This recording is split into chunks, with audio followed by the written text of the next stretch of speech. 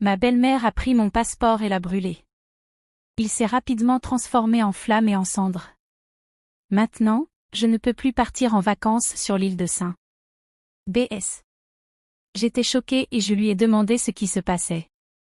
Elle a affiché un sourire malicieux et a dit, « Tu es une étrangère ici, donc tu vas rester à la maison », tandis que mon mari souriait aussi. J'étais horrifiée par ce tour cruel. Je savais qu'il pouvait faire quelque chose de ce genre, mais je ne m'attendais pas à ce qu'il soit si sournois. Ils semblaient satisfaits d'eux-mêmes et ont même ri de manière désagréable. Je m'appelle Ashley, j'ai 29 ans et j'étudie la linguistique à l'université. Depuis que j'ai obtenu mon diplôme, j'apprends différentes langues et cultures, et je partage ce que je sais. Mon organisation m'envoie souvent en mission à l'étranger, et quand c'est le cas, je suis absente pendant plusieurs mois. Quand j'ai commencé ce travail, je pensais que le mariage n'était pas fait pour moi, mais quand je suis rentrée dans mon pays à 26 ans, j'ai rencontré Corey, qui est finalement devenu mon mari. En raison de mon travail, je ne le vois que quelques mois à la fois avant de devoir repartir en voyage. Nous restons en contact par téléphone et email pendant que je suis à l'étranger. 2 ans plus tard, à 28 ans, nous nous sommes mariés. Même après le mariage, j'ai continué à passer la moitié de l'année à travailler à l'étranger, donc nous étions souvent séparés. Je suis reconnaissante qu'il ait choisi de m'épouser malgré tout cela. Aujourd'hui, je rentre de l'aéroport. C'est la première fois que je vais voir mon mari après 5 mois d'absence. Je devrais être fatiguée, mais je suis excitée. Quand je suis arrivée à la maison, Corey n'était pas encore là, alors j'ai commencé à ranger. Je lui dis toujours de garder la maison propre, mais elle était un peu en désordre. D'habitude, cela m'agacerait, mais aujourd'hui, je suis prête à fermer les yeux parce que je suis heureuse de le revoir. Pendant que je cuisinais, j'ai entendu la porte d'entrée s'ouvrir. Corey est entré, et j'ai couru pour le saluer. « Corey, je suis arrivée. »« C'est tellement bon de te voir, » ai-je dit. « Salut Ashley, tu es revenue, » a-t-il répondu froidement. « C'est tout ce que tu as à dire ? Nous ne nous sommes pas vus depuis 5 mois. » Eh bien, nous vivons comme ça depuis un certain temps, donc je suis habituée, a-t-il dit. Quoi ? Tu ne peux pas au moins dire que ma présence t'a manqué ? Je suis fatiguée. De toute façon, le dîner est prêt, m'a-t-il demandé. Oui, je viens de cuisiner. Allons manger. Manger avec mon mari après tant de mois semble être le meilleur repas de tous les temps. Normalement, je serais contente de ça, mais aujourd'hui, cela semble un peu différent. Corey, pourquoi continues-tu à regarder ton téléphone ? Que se passe-t-il ? Je suis enfin à la maison et tu es collé à ton téléphone, à peine tu as parlé avec moi. Nous sommes restés en contact par appel et email tout ce temps, non ? Il n'y a rien de nouveau à dire maintenant. C'est peut-être vrai, mais cela fait longtemps que nous ne nous sommes pas vus de cette manière, ai-je répondu. Ma frustration face à l'attitude de mon mari fait monter ma voix. On dirait que mon commentaire l'a dérangé. Il s'est levé, a posé son téléphone sur la table et m'a fixé. Tu veux savoir ? Tu étais juste dans un avion, mais je suis épuisée par le travail, tu comprends ? Attends, moi aussi je suis montée dans un avion juste après le travail. Ne parle pas comme ça avec moi. Je ne t'ai pas demandé de faire ça, tu es rentrée chez toi toute seule, a-t-il répliqué. Quoi ? Pas besoin de parler ainsi. Tu m'as manqué. Je dis juste que je ne t'ai pas demandé de revenir. Si tu vas agir comme ça, ne reviens même pas. Tu es vraiment irritant, Ashley. Il a frappé la table et est sorti de la pièce, laissant le dîner intact. Qu'est-ce qui ne va pas chez lui ? Pourquoi est-il si froid ? Cela fait si longtemps que je ne l'ai pas vu. Est-ce que c'est seulement moi qui suis excitée de le voir ? Quel est l'intérêt de rentrer chez soi plus tôt si c'est pour que ce soit comme ça ? Des larmes ont coulé de mes yeux et ont mouillé la table. Notre rencontre a été encore plus décevante que je ne le craignais. Le lendemain, son attitude ne s'est pas améliorée. Quand je l'ai salué avec un « bonjour », il m'a regardé froidement.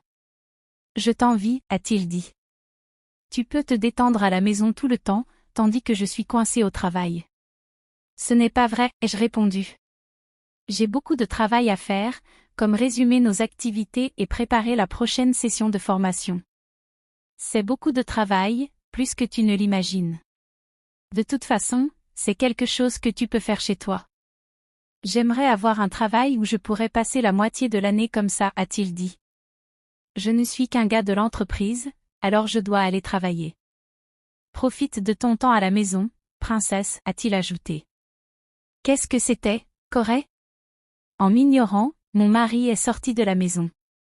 Nous avions eu quelques disputes avant de nous marier, mais il n'avait jamais été aussi sarcastique. J'étais vraiment confuse par son comportement et je me demandais si ses paroles causaient des problèmes entre nous. En m'occupant de mes affaires de travail, j'ai pensé à ce que je pouvais faire pour améliorer la situation. J'ai décidé de ranger la maison. Pendant que je passais l'aspirateur et changeais les draps, mon téléphone a sonné. C'était ma belle-mère. Me sentant mal à l'aise, j'ai répondu à l'appel. Allô?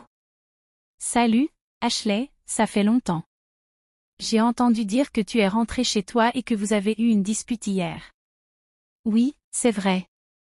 Et j'ai aussi entendu dire que tu as beaucoup mis en colère Corey. Je suis désolée, mais ce n'est pas quelque chose dont tu devrais t'inquiéter. Pourquoi pas? Puisque tu es de retour, que dirais-tu de planifier un voyage en famille? J'étais surprise par sa suggestion. Avant que je puisse répondre, ma belle-mère a continué. Je parlais avec mon mari de partir pour l'île de Saint-Barth et Corey a mentionné qu'il voulait nous accompagner. Quoi? C'est... Ashley, tu es habituée à voyager à l'étranger, n'est-ce pas?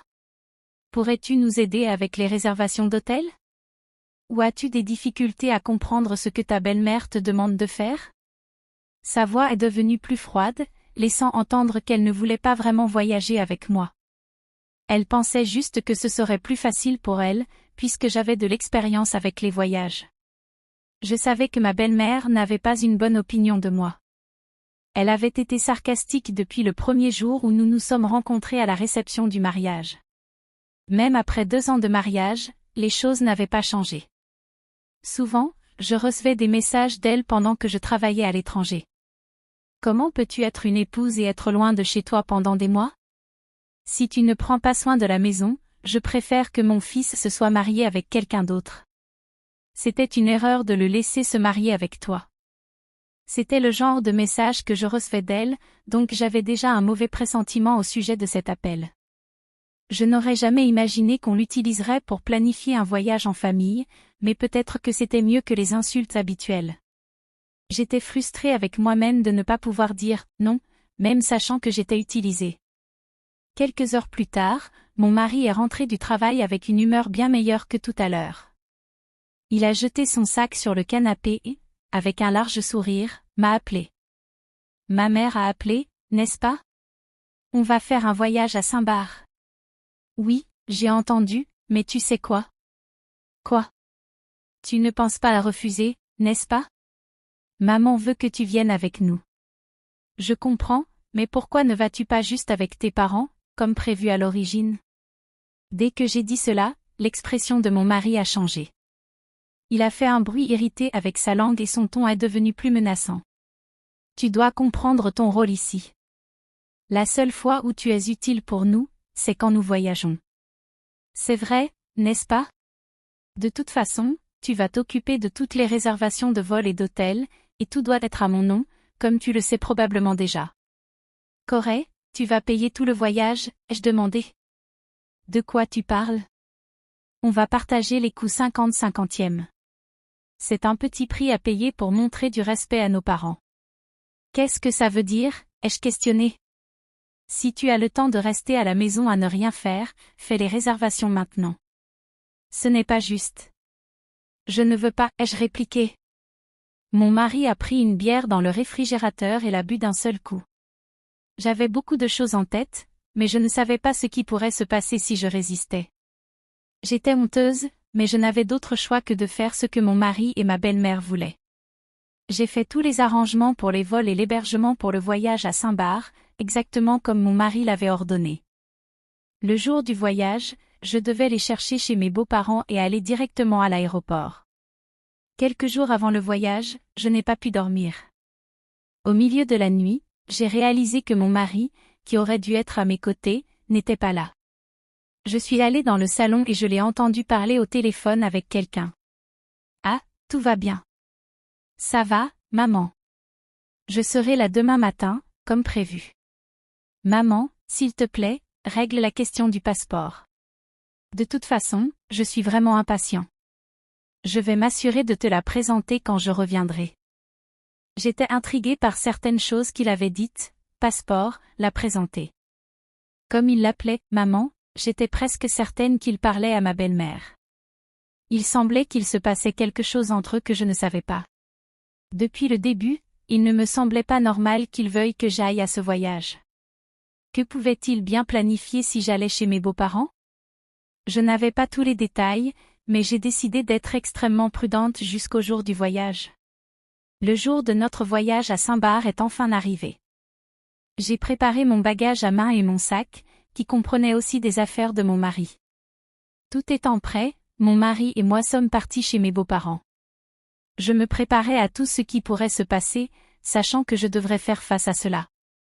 Quand nous sommes arrivés chez mes beaux-parents, seule ma belle-mère est venue nous accueillir. « Salut Ashley, contente de te voir. Nous sommes presque prêts. Je vais chercher quelques affaires pour le voyage, cela pourrait prendre un peu de temps. » Ok, pas de problème, ai-je répondu. Peux-tu prendre le bagage à main dans l'autre chambre? Il est lourd. J'ai remarqué que mon mari et ma belle-mère échangeaient des regards complices. J'ai gardé mon passeport dans ma poche, juste par précaution.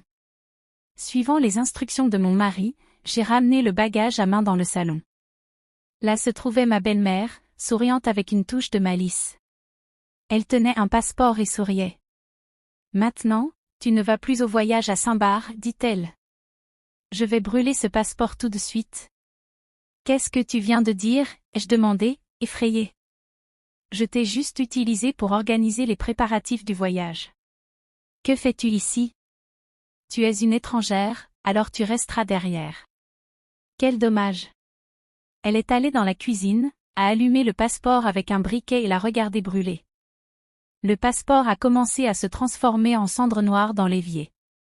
Quand il était complètement détruit, elle a dit, « Nous avons réussi. » Mon mari a célébré, « Oui, maman, nous avons réussi. » Ma belle-mère a ajouté, « Nous allons rencontrer la nouvelle petite amie de Corée à notre retour, j'ai déjà tout organisé, » répondit ma belle-mère.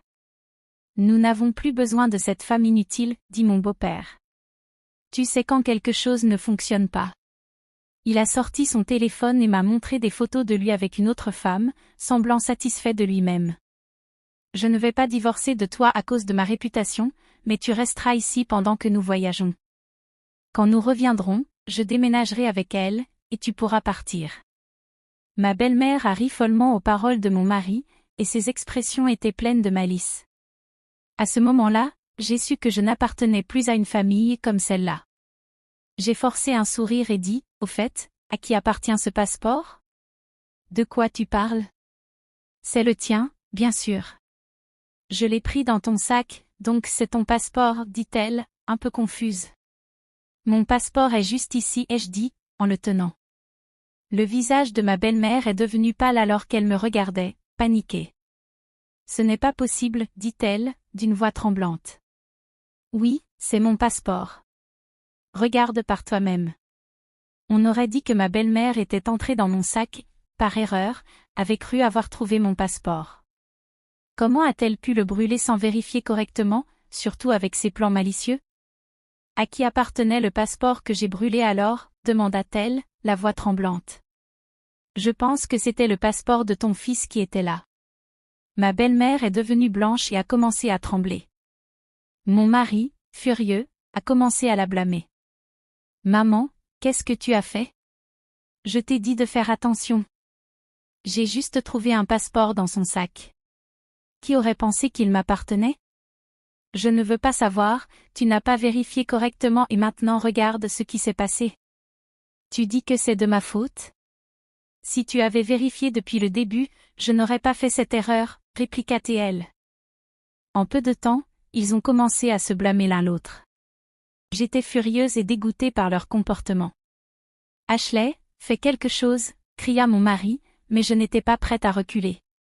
Sérieusement, Qui penses-tu être pour me dire quoi faire? Tu m'as trahi dans mon dos. Comment oses-tu? Toi et ta mère êtes méprisables. Tu penses que tu parles à qui? Je parle à toi et à ta mère horrible. Ne pense pas que je vais laisser passer ça. Tu vas me payer pour ta trahison et pour toutes les choses horribles que ta mère m'a dites. Prépare-toi.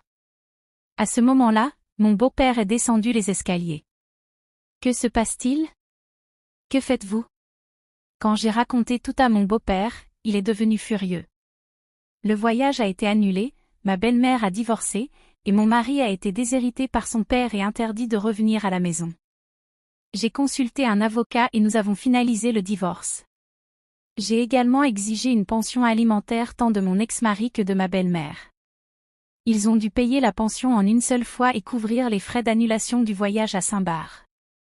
Comme ils n'avaient pas d'économie, ils ont dû emprunter de l'argent pour couvrir la pension. À la fin, ils ont réussi à tout régler en demandant des fonds empruntés. Maintenant, mon ex-mari vit avec sa mère et semble avoir des difficultés financières. Il a aussi été abandonné par la femme avec qui il a eu une liaison.